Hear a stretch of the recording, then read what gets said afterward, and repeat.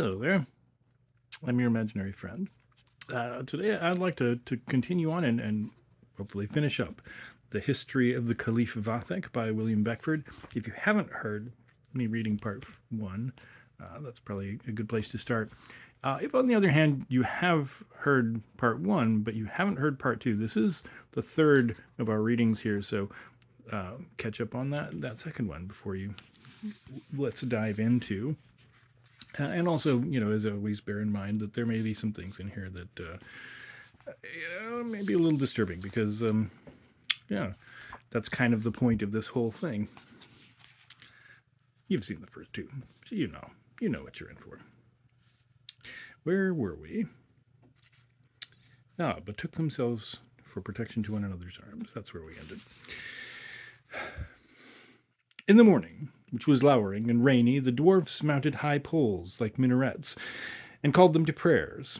The whole congregation, which consisted of Sudalameme, Shaban, and the 4 eunuchs, and some storks, were already assembled. The 2 children came forth from their cabin with a slow and dejected pace, as their minds were in a tender and melancholy mood. Their devotions were performed with fervour. No sooner were they finished than Gulchenrouz demanded of Sudalameme and the rest how they happened to die so opportunely for his cousin and himself. We killed ourselves, returned Sudalameme, in despair at your death. On this, said Nouronihar, who, notwithstanding what was past, had not yet forgotten her vision. And the Caliph? Is he also dead of his grief? And will he likewise come hither? The dwarfs, who were prepared with an answer, most demurely replied, Vathek is damned beyond all redemption. I readily believe so, said Gulchenrouz, and I'm glad from my heart to hear it, for I am convinced it was his horrible look that sent us hither to listen to sermons and mess upon rice. 1 week passed away on the side of the lake, unmarked by any variety. Nouronihar ruminating on the grandeur of which death had deprived her, and Gulchenrouz applying to prayers and to panniers along with the dwarfs, who infinitely pleased him. Whilst this scene of innocence was exhibiting in the mountains, the Caliph presented himself to the Emir in a new light. The instant he recovered the use of his senses, with a voice that made Bababaluk quake, he thundered out, Perfidious Giaour! I renounce thee forever. It is thou who hast slain my beloved Nouronihar, and I supplicate the pardon of Mahomet, who would have preserved her to me had I been more wise. Let water be brought to perform my ablutions, and let the pious Fakhreddin be called to offer up his prayers with mine, and reconcile me to him. Afterwards, we will go together and visit the sepulchre of the unfortunate Nouronihar. I am resolved to become a hermit, and consume the residue of my days on this mountain in hope of expiating my crimes. Nouronihar was not altogether so content, for though she felt a fondness for Gulchenrouz, who, to augment the attachment, had been left at full liberty with her, yet she still regarded him as but a bauble that bore no competition with the carbuncle of Jamshid. At times she indulged doubts on the mode of her being, and scarcely could believe that the dead had all the wants and the whims of the living. To gain satisfaction, however, on so perplexing a topic, she arose one morning, whilst all were asleep, with a breathless caution, from the side of Gulchenrouz, and, after having given him a soft kiss, began to follow the windings of the lake, till it terminated with a rock whose top was accessible, though lofty. This she clambered up with considerable toil, and having reached the summit, set forward in a run like a doe that unwittingly follows her hunter, though she skipped along with the alertness of an antelope. Yet at intervals she was forced to desist and rest beneath the tamarisks to recover her breath. Whilst she, thus reclined, was occupied with her little reflections on the apprehension that she had some knowledge of the place, Vathek, who, finding himself that morning but ill at ease, had gone forth before the dawn, presented himself on a sudden to her view. Motionless with surprise, he durst not approach the figure before him, which lay shrouded up in a simar, extended on the ground, trembling and pale, but yet lovely to behold. At length Nouronihar, with a mixture of pleasure and affliction, raising her fine eyes to him, said, "My lord, are you come hither to eat rice and hear sermons with me?" "Beloved phantom," cried Vathek, "dost thou speak? Hast thou the same graceful form, the same radiant features? Art thou palpable likewise?"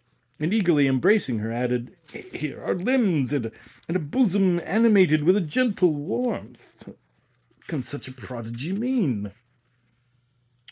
Nouronihar, with diffidence, answered, "You know, my lord, that I died on the night you honoured me with your visit.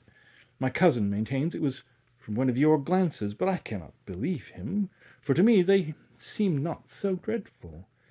Gulchenrouz died with me, and we were both brought into a region of desolation, where we are fed with a wretched diet. If you be dead also, and are come hither to join us, I pity your lot, for you will be stunned with the noise of the dwarfs and the storks. Besides, it is mortifying in the extreme that you, as well as myself, should have lost the treasures of the subterranean palace." At the mention of the subterranean palace, the Caliph suspended his caresses to seek from Nouronihar an explanation of her meaning. She then recapitulated her vision, what immediately followed, and the history of her pretended death, adding also a description of the place of expiation from whence she had fled, and all in a manner that would have extorted his laughter had not the thoughts of Vathek been too deeply engaged. No sooner, however, had she ended than he again clasped her to his bosom and said, "Light of my eyes, the mystery is unravelled. We both are alive. Your father is a cheat, who for the sake of dividing hath deluded us both, and the Giaour, whose design, as far as I can discover, is that we shall proceed together, seems scarce a whit better, and shall be some time at least before he finds us in this his palace of fire. Your lovely little person, in my estimation, is far more precious than all the treasures of the pre-Adamite sultans, and I wish to possess it at pleasure, and in open day for many a moon, before I go to burrow underground like a mole. Forget this little trifler, Gulchenrouz, and—" "Ah, my lord," interposed Nouronihar, "let me entreat that you do him no evil." "No, no," replied Vathek. "I have already bid you forbear to alarm yourself for him. He's been brought up too much on milk and sugar to stimulate my jealousy. We will leave him with the dwarfs, who, by the by, are my old acquaintances. Their company will suit him far better than yours. As to other matters, I will return no more to your father's. I want not to have my ears dinned by him and his dotards with the violation of the rights of hospitality, as if it were less an honour for you to espouse the sovereign of the world than a girl dressed up like a boy." Nouronihar could find nothing to oppose in a discourse so eloquent. She only wished the amorous monarch had discovered more ardour for the carbuncle of Giamschid, but flattered herself it would gradually increase, and therefore yielded to his will with the most bewitching submission.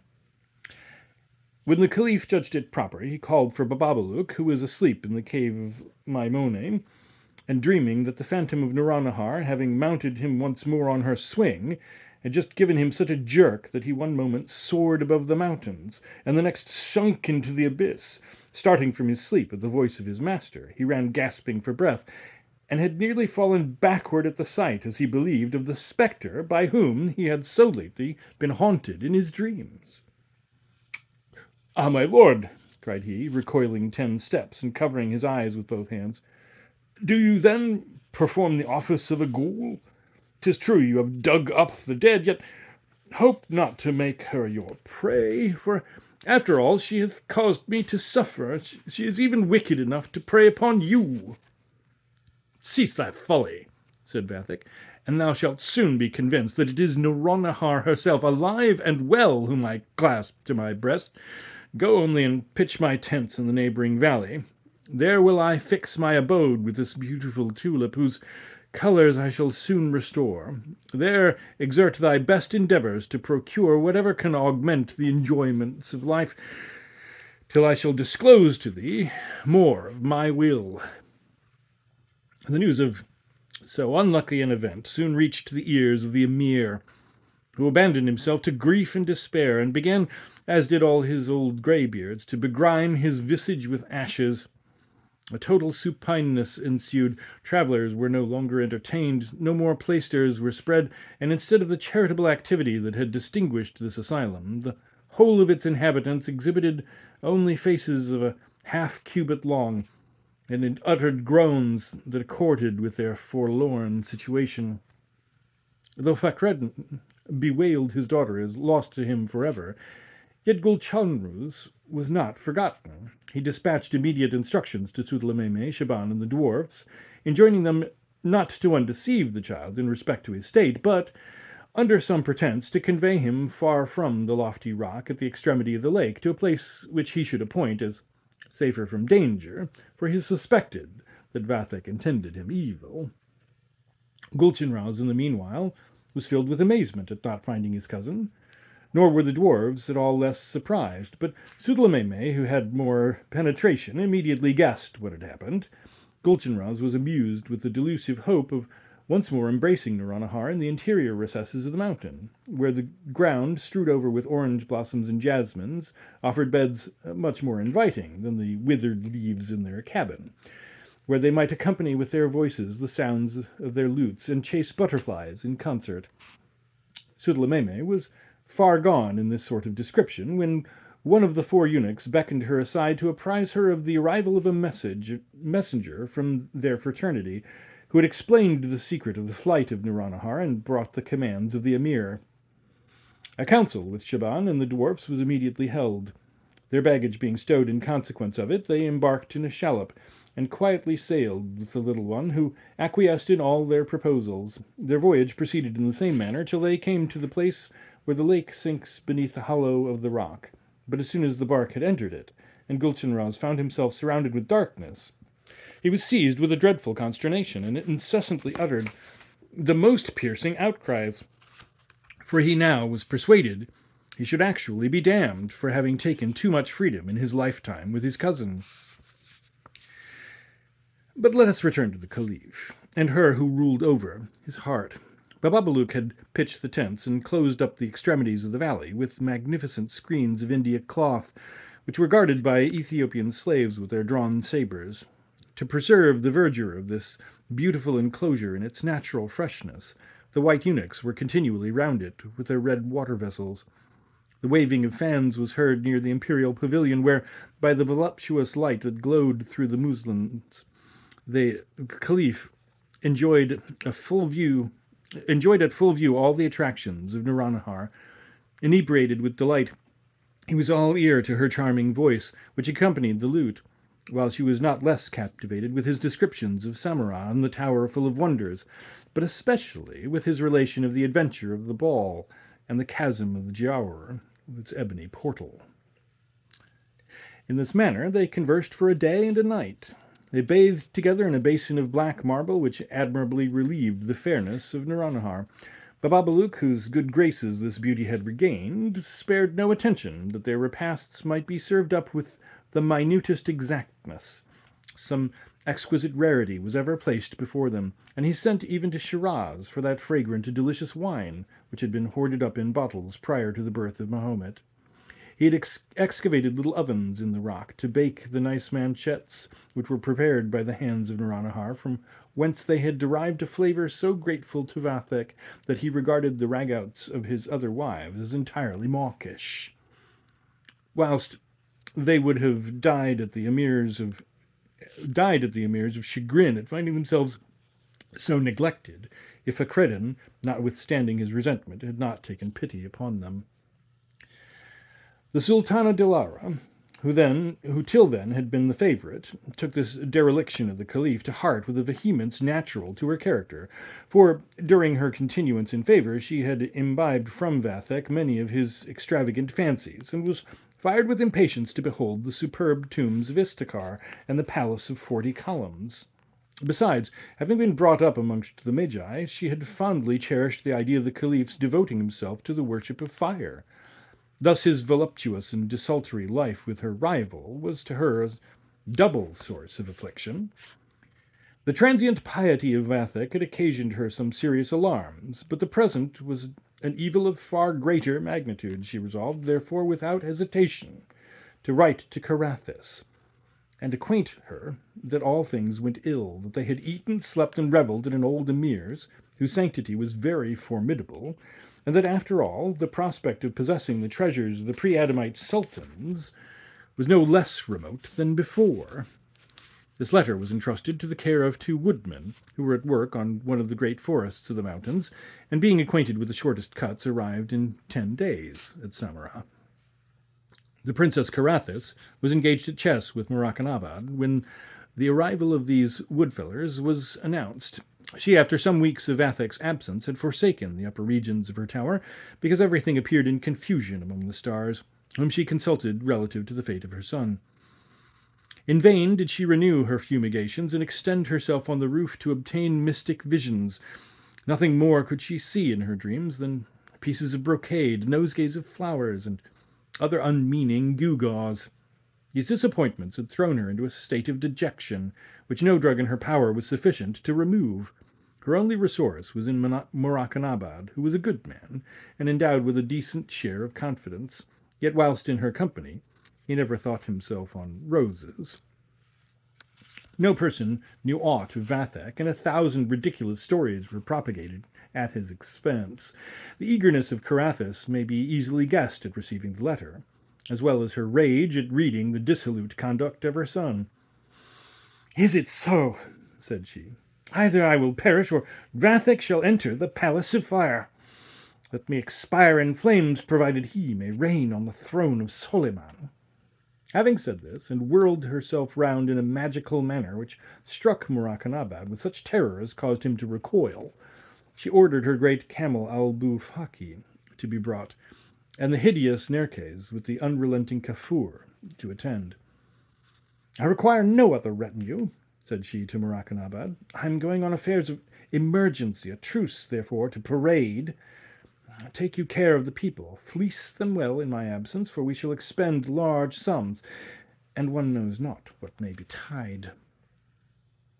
The night was uncommonly dark, and a pestilential blast ravaged the plain of Cthul that would have deterred any other traveller, however urgent the call, but Carathis enjoyed most whatever filled others with dread. Nerkes concurred in opinion with her, and Kafur had a particular predilection for a pestilence. In the morning, this accomplished caravan, with the woodfellers who directed their route, halted on the edge of an extensive marsh, from whence so noxious a vapour arose as would have destroyed any animal but Al-Bufaki, who naturally inhaled these malignant fogs. The peasants entreated their convoy not to sleep in this place. "To sleep!" cried Carathis. "What an excellent thought! I never sleep but for visions. And as to my attendants, their occupations are too many to close the only eye they each have." The poor peasants, who were not over-pleased with their party, remained open-mouthed with surprise.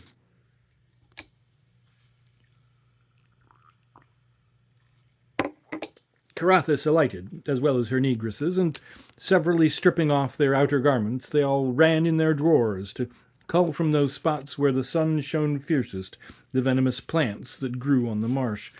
This provision was made for the family of the emir, and whoever might retard the expedition to Istakar. The woodmen were overcome with fear when they beheld these 3 horrible phantoms run, and not much relishing the company of Al-Bufaki, stood aghast at the command of Carathis to set forward, notwithstanding it was noon, and the heat fierce enough to calcine even rocks. In spite, however, of every remonstrance, they were forced implicitly to submit. Al-Bufaki, who delighted in solitude, constantly snorted whenever he perceived himself near a habitation, and Carathis, who was apt to spoil him with indulgence, constantly turned him aside, so that the peasants were precluded from procuring subsistence, for the milk goats and ewes which Providence had sent towards the districts they traversed, to refresh travellers with their milk, all fled at the sight of the hideous animal and his strange riders. As to Carathis, she needed no common aliment, for her invention had previously furnished her with an opiate to stay her stomach, some of which she imparted to her mutes. At the fall of night, Al-Bufaki, making a sudden stop, stamped with his foot, which to Carathis, who understood his paces, was a certain indication that she was near the confines of some cemetery. The moon shed a bright light on the spot, which served to discover a long wall, with a large door in it standing ajar, and so high that Al-Bufaki might easily enter. The miserable guides who perceived their end approaching humbly implored Carathis, as she had now so good an opportunity to inter them, and immediately gave up the ghost. Nerkes and Kafur, whose wit was of a style peculiar to themselves, were by no means parsimonious of it on the folly of these poor people, nor could anything have been found more suited to their tastes than the site of the burying ground and the sepulchres which its precincts contained. There were at least 2,000 of them on the declivity of a hill, some in the form of pyramids, others like columns, and in short the variety of their shapes was endless. Carathis was too much immersed in her sublime contemplations to stop at the view, charming as it appeared in her eyes, pondering the advantages that might accrue from her present situation. She could not forbear to exclaim, "So beautiful a cemetery must be haunted by ghouls, and they want not for intelligence. Having heedlessly suffered my guides to expire, I will apply for directions to them, and as an inducement will invite them to regale on these fresh corpses." After this short soliloquy, she beckoned to Nerkes and Kafur, and made signs with her fingers, as much as to say, "Go, knock against the sides of the tombs, and strike up your delightful warblings that are so like to those of the guests whose company I wish to obtain." The negresses, full of joy at the behests of their mistress, and promising themselves much pleasure from the society of the ghouls, went with an air of conquest, and began their knockings at the tombs. As their strokes were repeated, a hollow noise was heard in the earth, the surface hove up into heaps, and the ghouls on all sides protruded their noses to inhale the effluvia which the carcasses of the woodmen began to emit. They assembled before a sarcophagus of white marble, where Carathis was seated between the bodies of her miserable guides. The princess received her visitants with distinguished politeness, and when supper was ended, proceeded with them to business.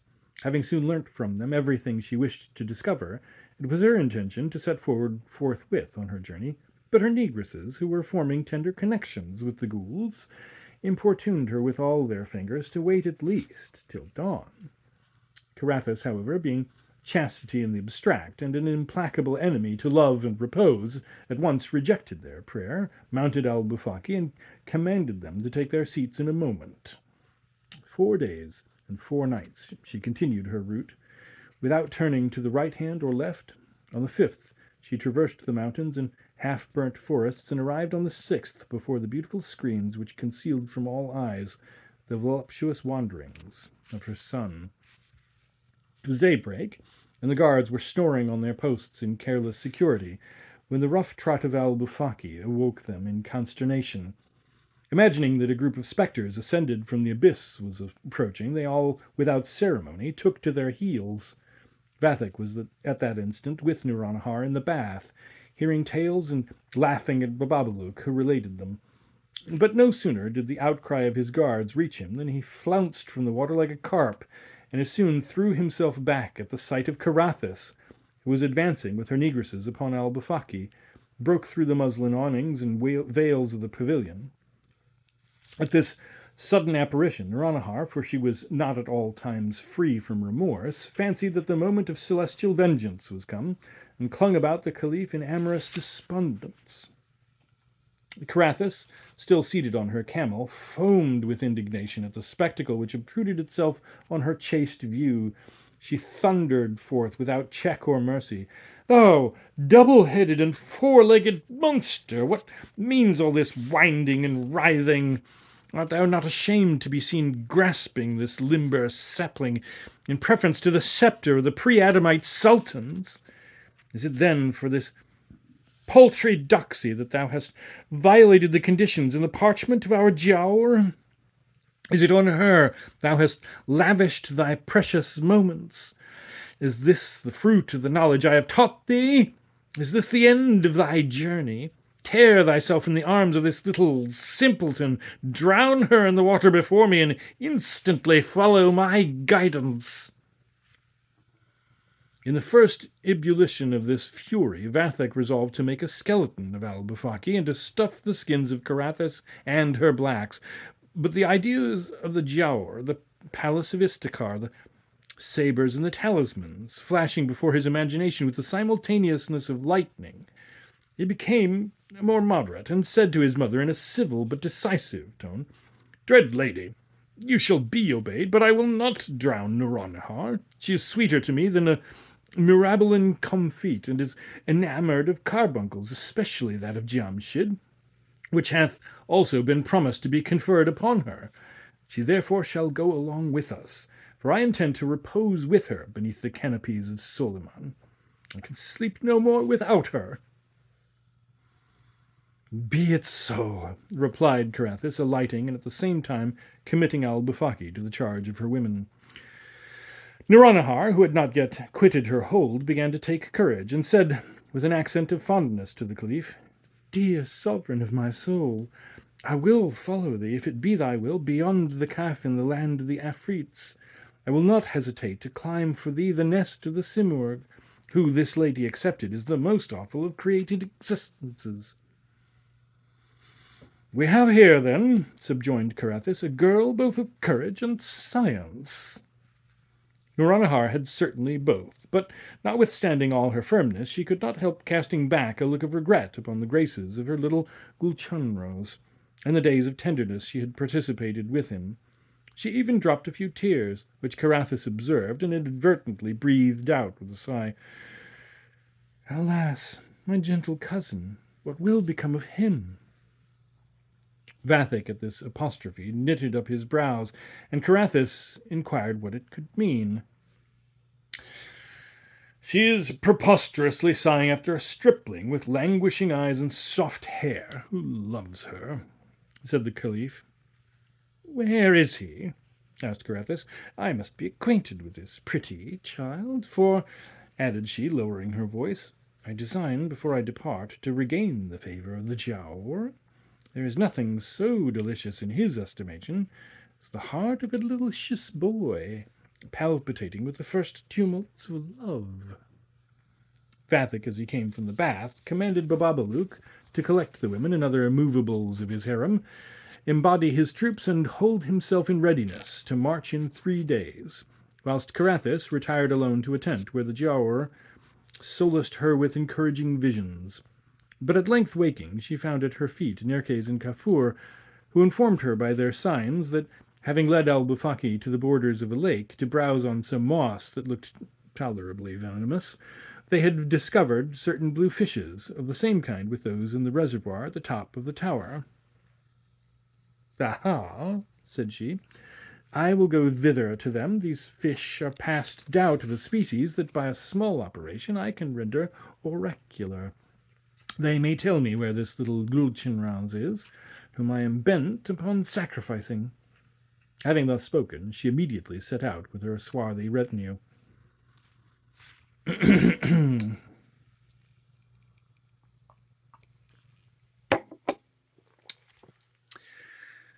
It being but seldom that time is lost in the accomplishment of a wicked enterprise, Carathis and her negresses soon arrived at the lake, where, after burning the magical drugs with which they were always provided, they, stripping themselves naked, waded to their chins, Nerkes and Kafur waving torches around them, and Carathis pronouncing her barbarous incantations. The fishes with one accord thrust forth their heads from the water, which was violently rippled by the flutter of their fins, and at length finding themselves constrained by the potency of the charm, they opened their piteous mouths and said, "From gills to tail we are yours. What seek ye to know?" "Fishes," answered she, "I conjure you by your glittering scales, tell me where now is Gulchenrouz." "Beyond the rock," replied the shoal in full chorus. "Will this content you? For we do not delight in expanding our mouths." "It will," returned the princess. "I am not to learn that you like not long conversations. I will leave you, therefore, to repose, though I had other questions to propound." The instant she had spoken, the water became smooth, and the fishes at once disappeared. Carathis, inflated with the venom of her projects, strode hastily over the rock and found the amiable Gulchenrouz asleep in an arbour, whilst the two dwarfs were watching at his side and ruminating their accustomed prayers. These diminutive personages possessed the gift of divining whenever an enemy to good Mussulmans approached. Thus they anticipated the arrival of Carathis, who, stopping short, said to herself, "How placidly doth he recline his lovely little head! How pale and languishing are his looks! It is just the very child of my wishes." The dwarfs interrupted this delectable soliloquy by leaping instantly upon her and scratching her face with their utmost zeal. But Nerkes and Kafur, betaking themselves to the succour of their mistress, pinched the dwarfs so severely in return that they both gave up the ghost, imploring Mahomet to inflict his sorest vengeance upon this wicked woman and all her household. At the noise which this strange conflict occasioned in the valley, Gulchenrouz awoke, and, bewildered with terror, sprung impetuously upon an old fig tree that rose against the acclivity of the rocks. From thence gained their summits, and ran for 2 hours without once looking back. At last, exhausted with fatigue, he fell as if dead into the arms of a good old genius, whose fondness for the company of children had made it his sole occupation to protect them, and who, whilst performing his wonted rounds through the air, happened upon the cruel Giaour at the instant of his growling in the horrible chasm, rescued the 50 little victims, which the impiety of Vathek had devoted to his maw. These the genius brought up in nests still higher than the clouds, and himself fixed his abode in a nest more capacious than the rest, from which he had expelled the possessors that had built it. These inviolable asylums were defended against the dives and the Ifrits by waving streamers, on which were inscribed in characters of gold that flashed like lightning the names of Allah and the Prophet. It was there that Gulchenrouz, who as yet remained undeceived with respect to his pretended death, thought himself in the mansions of eternal peace. He admitted without fear the congratulations of his little friends, who were all assembled in the nest of the venerable genius, and vied with each other in kissing his serene forehead and beautiful eyelids. This he found to be the state congenial to his soul. Remote from the inquietudes of earth, the impertinence of harems, the brutality of eunuchs, and the lubricity of women, in this peaceable society his days, months, and years glided on. Nor was he less happy than the rest of his companions, for the genius, instead of burthening his pupils with perishable riches and the vain sciences of the world, conferred upon them the boon of perpetual childhood. Carathis, unaccustomed to the loss of her prey, vented 1,000 execrations on her negresses for not seizing the child instead of amusing themselves with pinching to death the dwarfs, from which they could gain no advantage. She returned into the valley, murmuring, and finding that her son was not risen from the arms of Naranahar, discharged her ill humour upon both. The idea, however, of departing next day for Istakar, and cultivating through the good offices of the jar an intimacy with Eblis himself, at length consoled her chagrin. But fate had ordained it otherwise. Pardon me, a pillow. Back is giving me a little trouble. Ooh. In the evening, as Carathis was conversing with Dilara, whose through her contrivance had become of the party, and whose taste resembled her own, Bababaluk came to acquaint her that the sky towards Samarra looked of a fiery red, and seemed to portend some alarming disaster. Immediately recurring to her astrolabes and instruments of magic, she took the altitude of the planets, and discovered by her calculations, to her great mortification, that a formidable revolt had taken place at Samarra, that Motavakel, availing himself of the disgust which was inveterate against his brother, had incited commotions among the populace, made himself master of the palace, and actually invested the great tower to which Morakanabad had retired with a handful of the few that still remained faithful to Vathek. "What?" exclaimed she. "Must I lose, then, my tower, my mutes, my negresses, my mummies, and, worse than all, the laboratory in which I have spent so many a night, without knowing at least if my hair-brained son will complete his adventure? No, I will not be the dupe. Immediately will I speed to support Morakanabad, By my formidable art, the clouds shall sleet hailstones in the faces of the assailants, and shafts of red-hot iron on their heads. I will spring mines of serpents and torpedoes from beneath them, and we shall soon see the stand they will make against such an explosion." Having thus spoken, Carathis hastened to her son, who was tranquilly banqueting with Nouronihar in his superb carnation-coloured tent. "Glutton that thou art," cried she, "were it not for me, thou wouldst soon find thyself the commander only of pies. Thy faithful subjects have abjured the faith they swore to thee. Motawakil, thy brother, now reigns on the hill of pied horses, and had I not some slight resources in the tower, would not be easily persuaded to abdicate. But that time may not be lost. I shall only add 4 words: strike tent to-night, set forward, and beware how thou loiterest again by the way. Though thou hast forfeited the conditions of the parchment, I am not yet without hope, for it cannot be denied that thou hast violated to admiration the laws of hospitality by seducing the daughter of the Emir, after having partaken of his bread and his salt. Such a conduct cannot but be delightful to the Giaour, and if on thy march thou canst signalize thyself by an additional crime, all will still go well, and thou shalt enter the palace of Soliman in triumph. Adieu, Al-Bufaki and my negresses are waiting." The Caliph had nothing to offer in reply. He wished his mother a prosperous journey, and ate on till he had finished his supper. At midnight the camp broke up amidst the flourishing of trumpets and other martial instruments. But loud indeed must have been the sound of the timbrels to overpower the blubbering of the Emir and his long beards, who by an excessive profusion of tears had so far exhausted the radical moisture that their eyes shrivelled up in their sockets and their hairs dropped off by the roots. Nouronihar, to whom such a symphony was painful, did not grieve to get out of hearing. She accompanied the Caliph in the imperial litter, where they amused themselves with imagining the splendour which was soon to surround them. The other women, overcome with dejection, were dolefully rocked in their cages, whilst Dilara consoled herself with anticipating the joy of celebrating the rites of fire on the stately terraces of Istakar. In 4 days they reached the spacious valley of Roknabad. The season of spring was in all its vigour, and the grotesque branches of the almond trees in full blossom fantastically checkered the clear blue sky. The earth, variegated with hyacinths and jonquils, breathed forth a fragrance which diffused through the soul a divine repose. Myriads of bees and scarce fewer of santons had there taken up their abode, and on the banks of the stream hives and oratories were alternately ranged, and their neatness and whiteness were set off by the deep green of the cypresses that spired up amongst them. These pious personages amused themselves with cultivating little gardens that abounded with flowers and fruits, especially muskmelons of the best flavour that Persia could boast.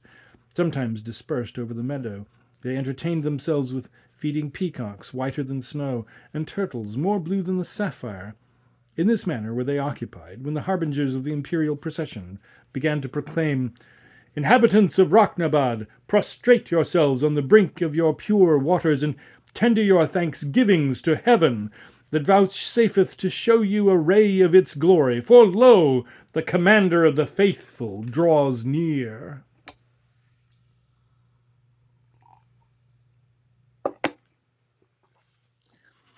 The poor Santons, filled with holy energy, having bustled to light up wax torches in their oratories and expand the Koran on their ebony desks, went forth to meet the Caliph with baskets of honeycomb, dates, and melons.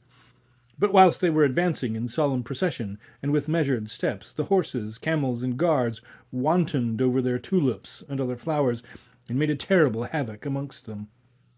The Santons could not help casting from one eye a look of pity on the ravages committing around them, whilst the other was fixed upon the Caliph and heaven.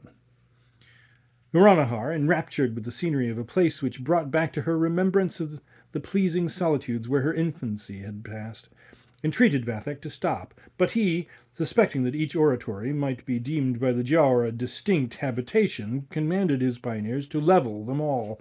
The Santons stood motionless with horror at the barbarous mandate, and at last broke out into lamentations.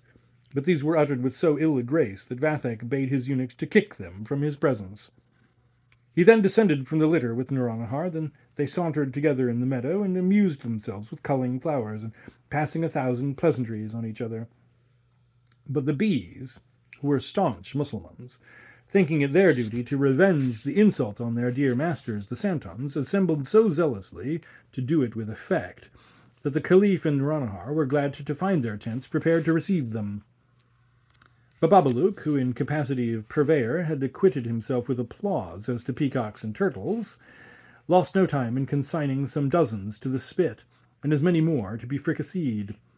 Whilst they were feasting, laughing, carousing, and blaspheming at pleasure on the banquet so liberally furnished, the mullahs, the sheikhs, the cadis, and amims of Shiraz, who seemed not to have met the Santons, arrived, leading by bridles of riband inscribed from the Koran a train of asses, which were loaded with the choicest fruits the country could boast.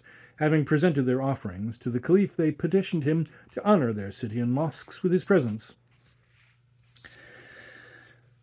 "Fancy not," said Vathek, "that you can detain me. Your presence I can condescend to accept, but beg you will let me be quiet, for I am not over fond of resisting temptation. Retire then, yet, as it is not decent for personages so reverend to return on foot, and as you have not the appearance of expert riders, my eunuchs shall tie you on your asses, with the precaution that your backs be not turned towards me, for they understand etiquette."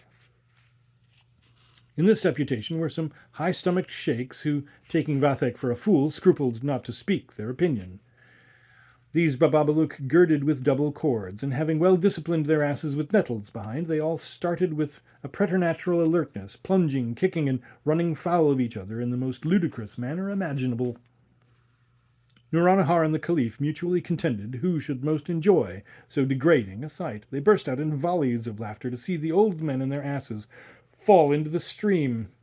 The leg of one was fractured, the shoulder of another dislocated, the teeth of a third dashed out, and the rest suffered still worse.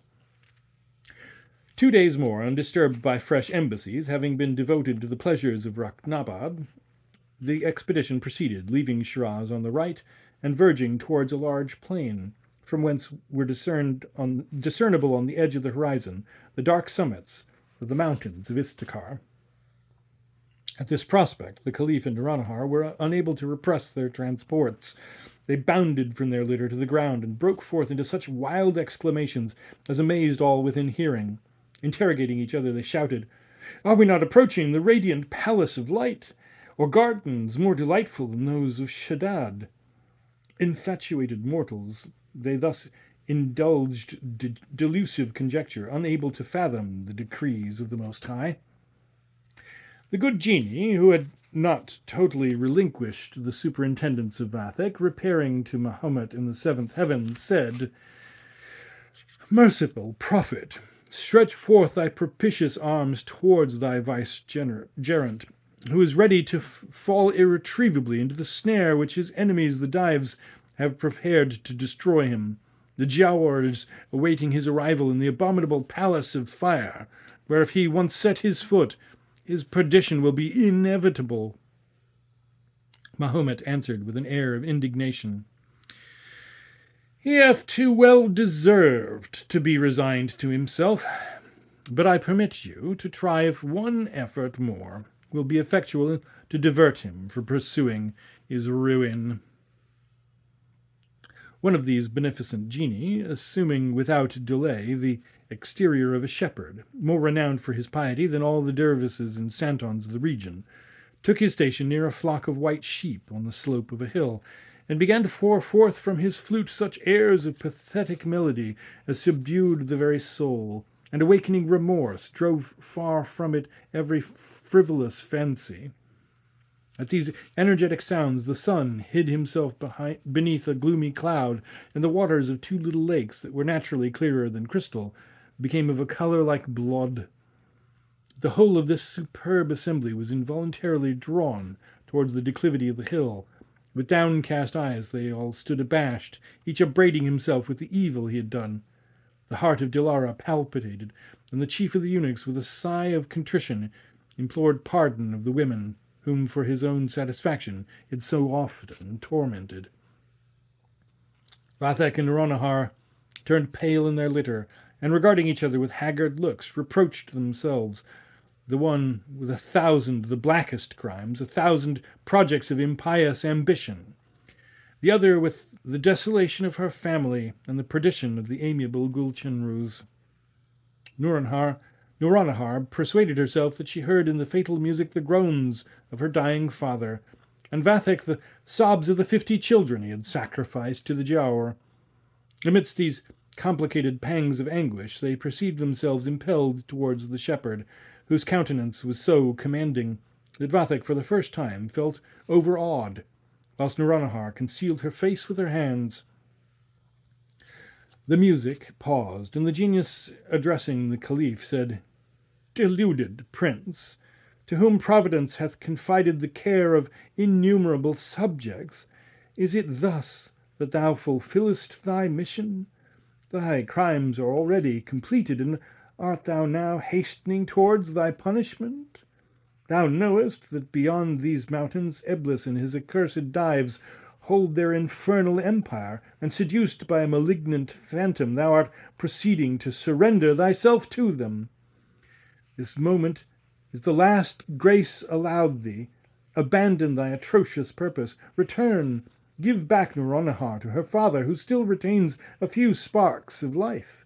Destroy thy tower with all its abominations. Drive Carathis from thy councils. Be just to thy subjects. Respect the ministers of the prophet. Compensate for thy impieties by an exemplary life. And instead of squandering thy days in voluptuous indulgence, lament thy crimes on the sepulchres of thy ancestors. Thou beholdest the clouds that obscure the sun.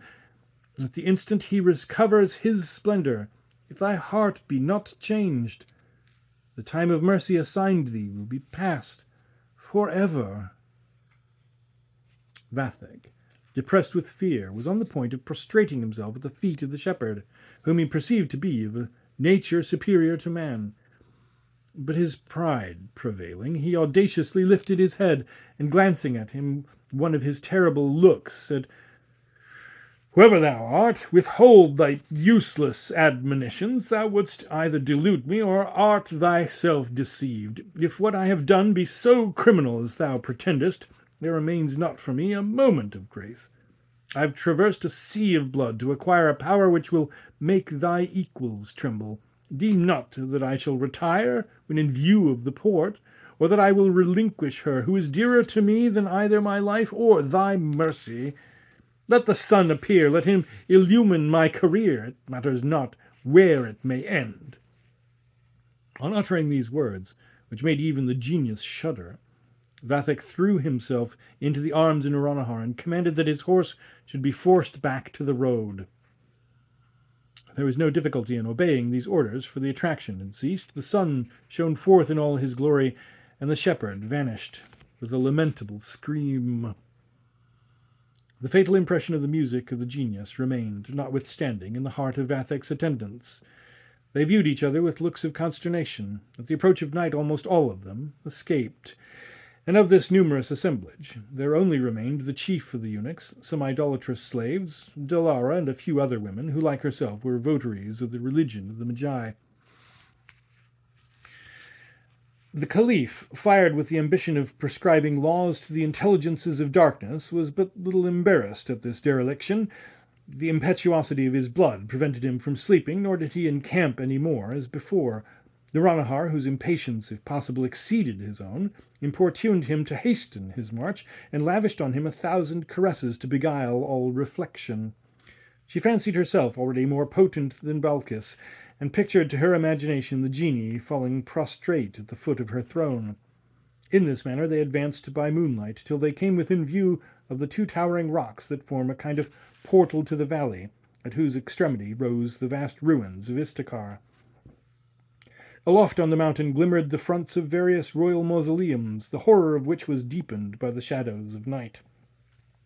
They passed through 2 villages almost deserted, the only inhabitants remaining being a few feeble old men, who at the sight of horses and litters fell upon their knees and cried out, "O heaven! Is it then by these phantoms that we have been for 6 months tormented? Alas! It was from the terror of these spectres and the noise beneath the mountains that our people have fled and left us at the mercy of maleficent spirits. The Caliph, to whom these complaints were but unpromising auguries, drove over the bodies of these wretched old men, and at length arrived at the foot of the terrace of black marble. There he descended from his litter, handing down Nouronihar. Both with beating hearts stared wildly around them, and expected with an apprehensive shudder the approach of the Giaour. But nothing as yet announced his appearance. A death-like stillness reigned over the mountain, and through the air. The moon dilated on a vast platform the shades of the lofty columns which reached from the terrace almost to the clouds. The gloomy watchtowers, whose numbers could not be counted, were veiled by no roof, and their capitals of the architecture unknown in the records of the earth served as an asylum for the birds of darkness, which, alarmed at the approach of such visitants, fled away croaking. The chief of the eunuchs, trembling with fear, besought Vathek that a fire might be kindled. "No," replied he, "there is no time left to think of such trifles. Abide where thou art, and expect my commands." Having thus spoken, he presented his hand to Nouronihar, and, ascending the steps of a vast staircase, reached the terrace, which was flagged with squares of marble, and resembled a smooth expanse of water, upon whose surface not a leaf ever dared to vegetate. On the right rose the watchtowers, ranged before the ruins of an immense palace, whose walls were embossed with various figures. In front stood forth the colossal forms of 4 creatures, composed of the leopard and the griffin, and though but of stone, inspired emotions of terror. Near these were distinguished by the splendor of the moon, which streamed full on the place, characters like those on the sabres of the Giaour, that possessed the same virtue of changing every moment. These, after vacillating for some time, at last fixed in Arabic letters, and prescribed to the Caliph the following words: Vathek, thou hast violated the conditions of my parchment, and deservest to be sent back. But in favour to thy companion, and as the meed for what thou hast done to obtain it, Eblis permitteth that the portal of his palace shall be opened, and the subterranean fire will receive thee into the number of its adorers. He scarcely had read these words before the mountain against which this terrace was reared trembled. I read that oddly. Let me start that one over. He scarcely had read these words before the mountain against which the terrace was reared trembled, and the watchtowers were ready to topple headlong upon them. The rock yawned and disclosed within it a staircase of polished marble that seemed to approach the abyss. Upon each stair were planted 2 large torches, like those Nouronihar had seen in her vision. The camphorated vapor, ascending from which, gathered into a cloud under the hollow of the vault.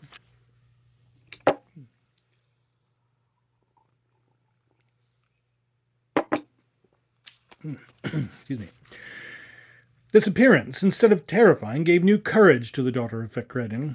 Scarcely deigning to bid adieu to the moon and the firmament, she abandoned without hesitation the pure atmosphere to plunge into these infernal exhalations.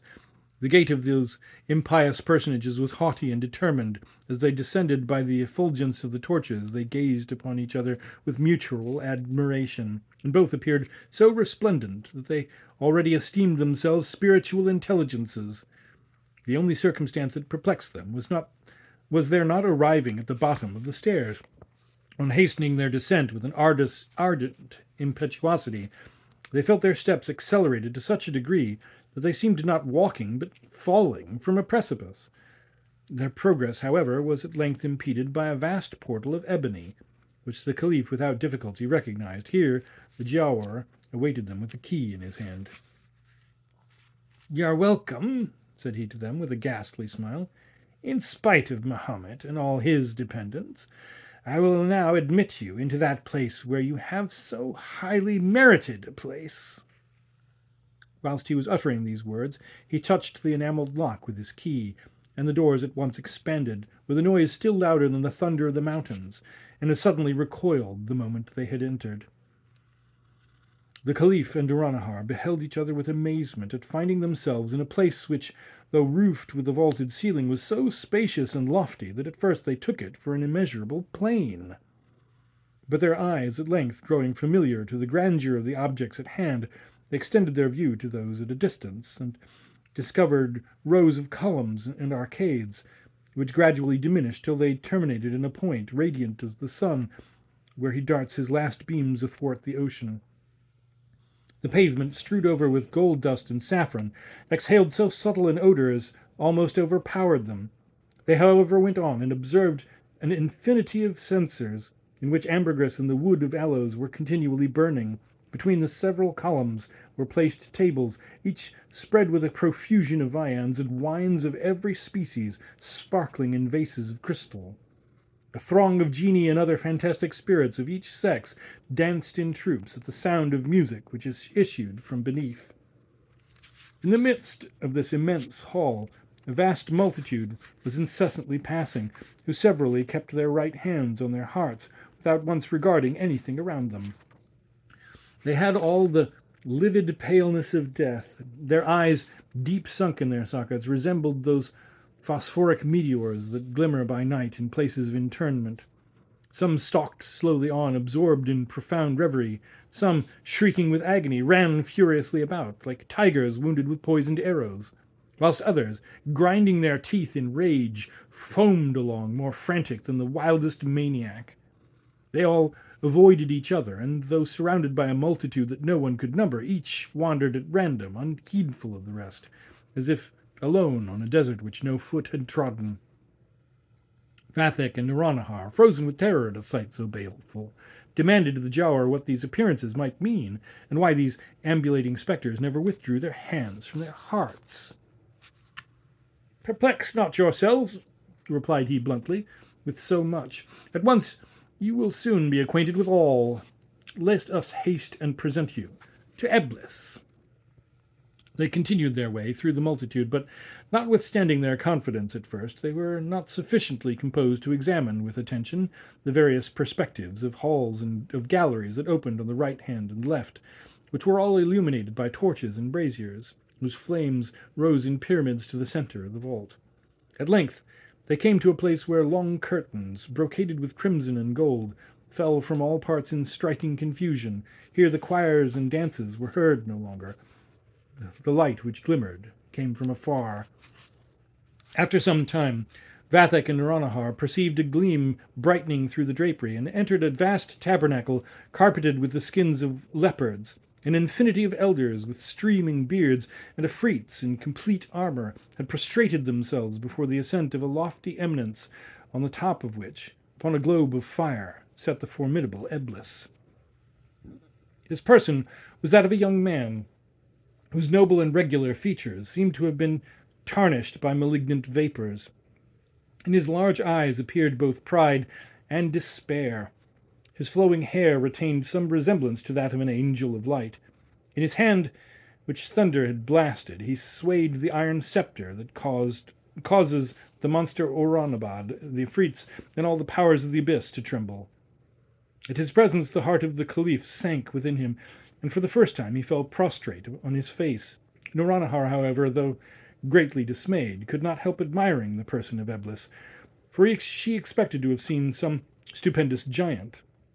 Eblis, with a voice more mild than might be imagined, but such as transfused through the soul the deepest melancholy, said, "Creatures of clay, I receive you into mine empire. You are numbered amongst my adorers. Enjoy whatever this palace affords. The treasures of the pre-Adamite sultans, their bickering sabres, and those talismans that compel the dives to open the subterranean expanses of the mountain of Kaf, which communicate with these. There, insatiable as your curiosity may be, shall you find sufficient to gratify it. You shall possess the exclusive privilege of entering the fortress of Ahriman and the halls of Argank, where are portrayed all creatures endowed with intelligence, and the various animals that inhabited the earth prior to the creation of that contemptible being whom you denominate the father of mankind."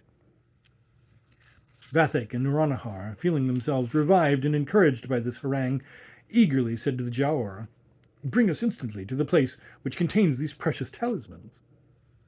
"Come," answered this wicked Dive, with his malignant grin. "Come, and possess all that my sovereign hath promised, and more."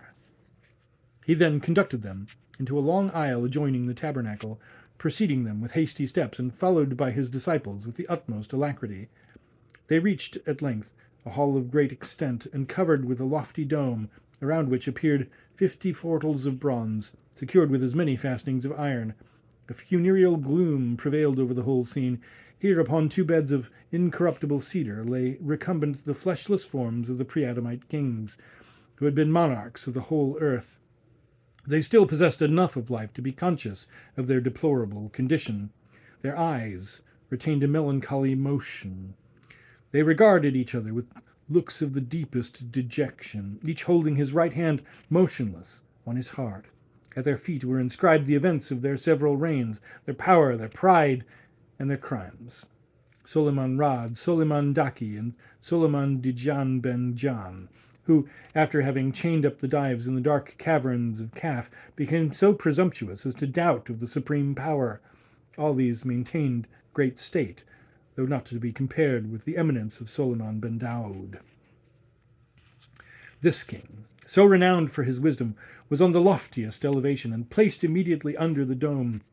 He appeared to possess more animation than the rest, though from time to time he labored with profound sighs, and, like his companions, kept his right hand on his heart. Yet his countenance was more composed, and he seemed to be listening to the sullen roar of a vast cataract, visible in part through the grated portals. This was the only sound that intruded on the silence of these doleful mansions. A range of brazen vases surrounded the elevation. "Remove the covers from these cabalistic depositories," said the Giaour to Vathek, "and avail thyself of the talismans, which will break asunder all these gates of bronze, and not only render thee master of the treasures contained within them, but also of the spirits by which they are guarded."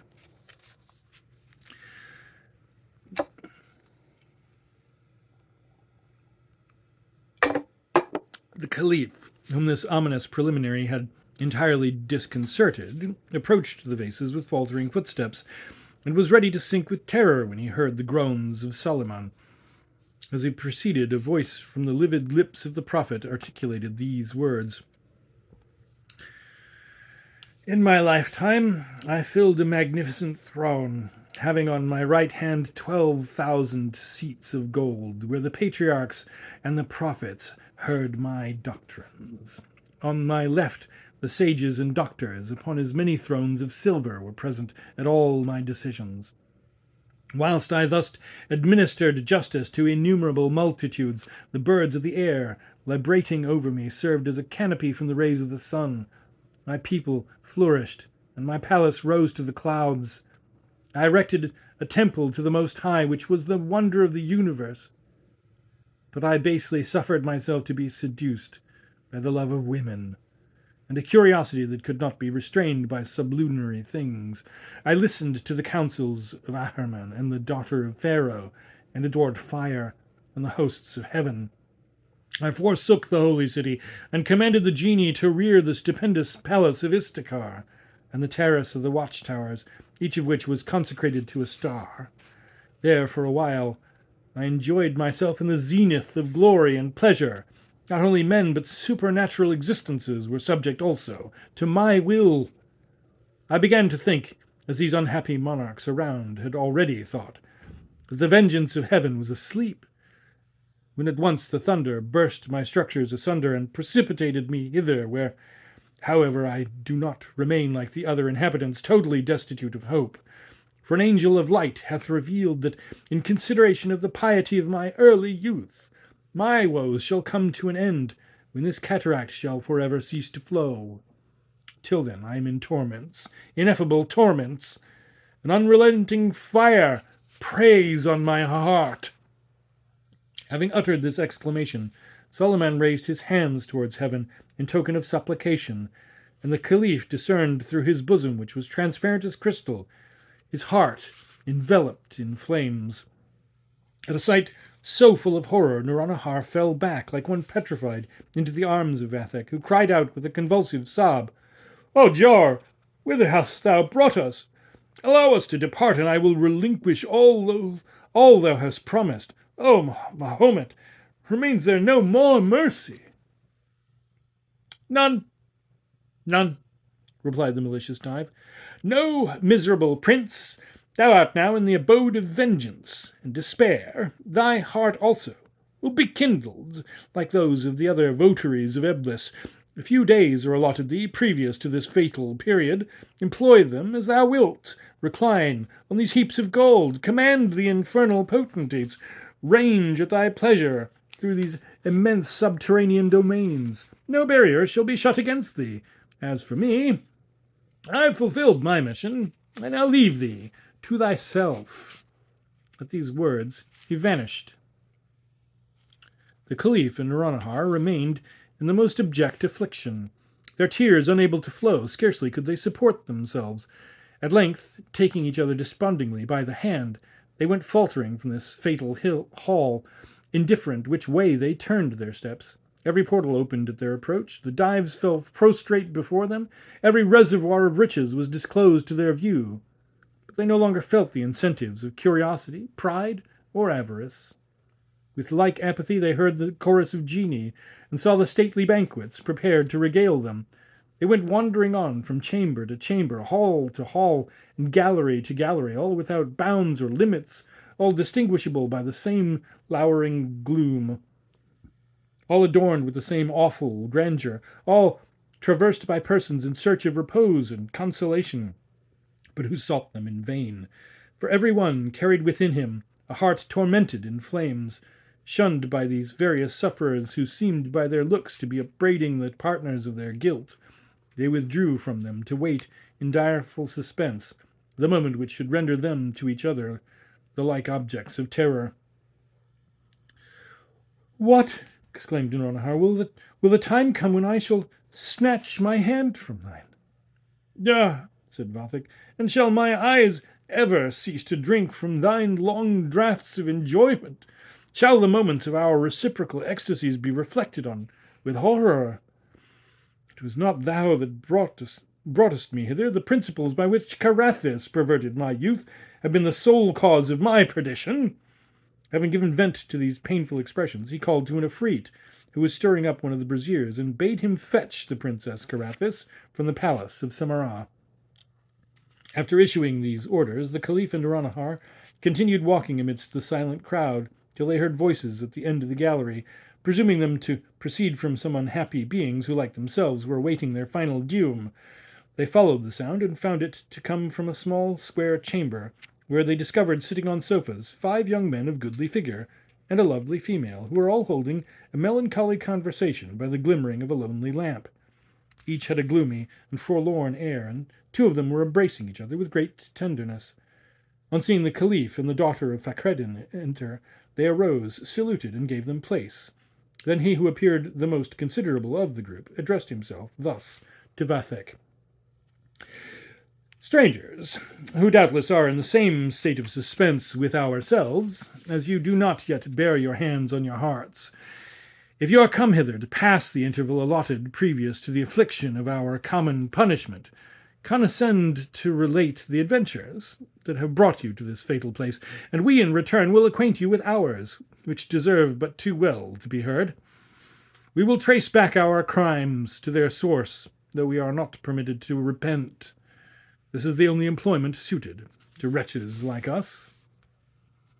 The Caliph and Nouronihar assented to the proposal, and Vathek began, not without tears and lamentations, a sincere recital of every circumstance that had passed.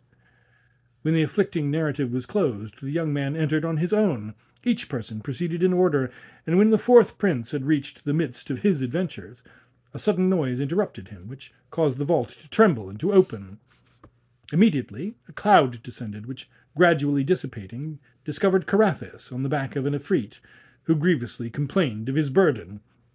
She, instantly springing to the ground, advanced towards her son, and said, "What dost thou here in this little square chamber? As the Dives are become subject to thy beck, I expected to have found thee on the throne of the pre-Adamite kings." "Execrable woman," answered the Caliph, "cursed be the day thou gavest me birth. Go, follow this Efreet, Let him conduct thee to the hall of the prophet Solomon. There thou wilt learn to what these palaces are destined, and how much I ought to abhor the impious knowledge thou hast taught me." "The height of power to which thou art arrived has certainly turned thy brain," answered Carathis, "but I ask no more than permission to show my respect for the prophet. It is, however, proper thou shouldst know that, as the Ifrit has informed me neither of us shall return to Samarra, I requested his permission to arrange my affairs, and he politely consented. Availing myself, therefore, of the few moments allowed me, I set fire to the tower, and consumed in it the mutes, negresses, and serpents which have rendered me so much good service. Nor should I have been less kind to Murakanabad had he not prevented me, by deserting at last to thy brother. As for Bababaluk, who had the folly to return to Samarra, and all the good brotherhood to provide husbands for thy wives, I undoubtedly would have put them to the torture, could I but have allowed them the time.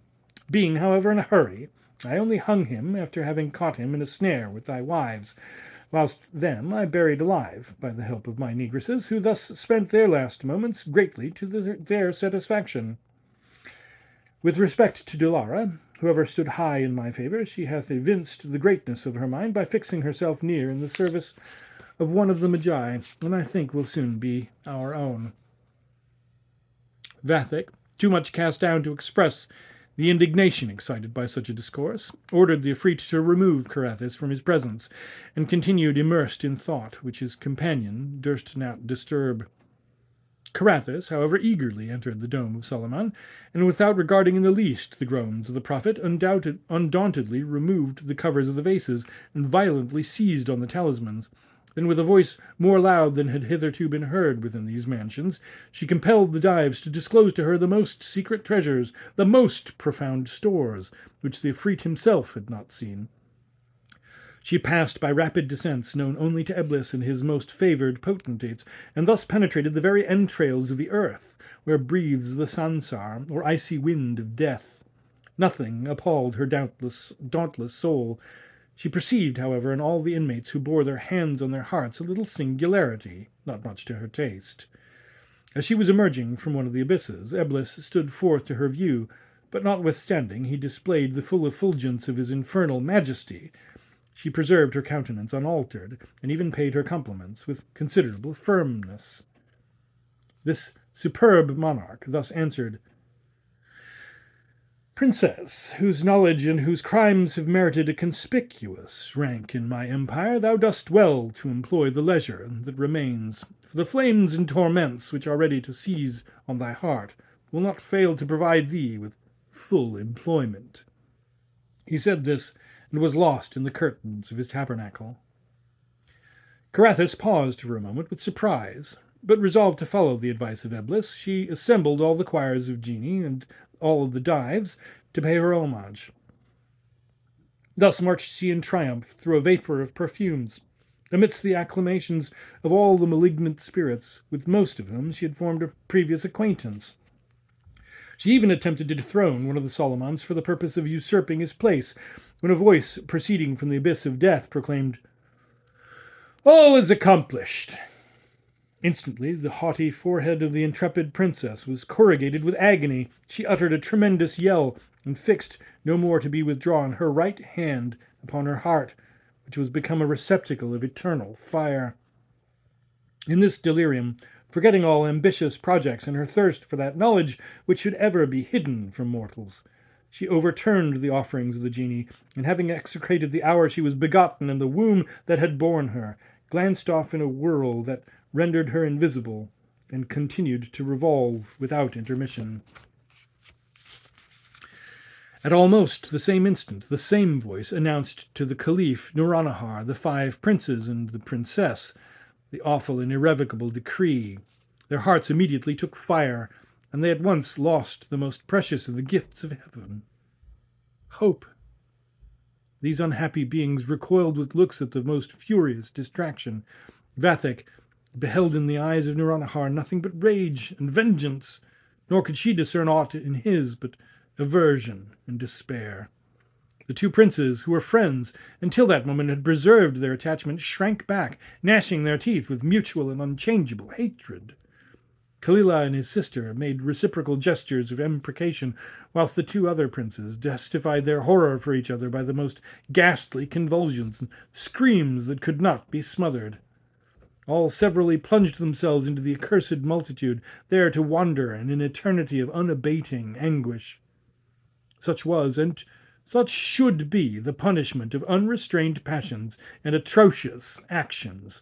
Such is, and such should be, the chastisement of blind ambition that would transgress those bounds which the Creator hath prescribed to human knowledge, and by aiming at discoveries reserved for pure intelligence, acquire that infatuated pride which perceives not that the condition appointed to man is to be ignorant and humble. Thus the Caliph Vathek, who for the sake of empty pomp and forbidden power had sullied himself with 1,000 crimes, became a prey to grief without end and remorse without mitigation, whilst the humble and despised Gulchenrouz passed whole ages in undisturbed tranquillity and the pure happiness of childhood. The End.